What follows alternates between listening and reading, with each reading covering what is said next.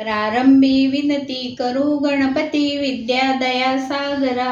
अज्ञानत्व हरोदि बुद्धिमती दे आराध्य मोरेश्वरा, चिंता क्लेश दरिद्र दुःख अवघे देशांतरा पाठवी, हे रंभा गणनायका गजमुखा भक्ता बहुतोषवी,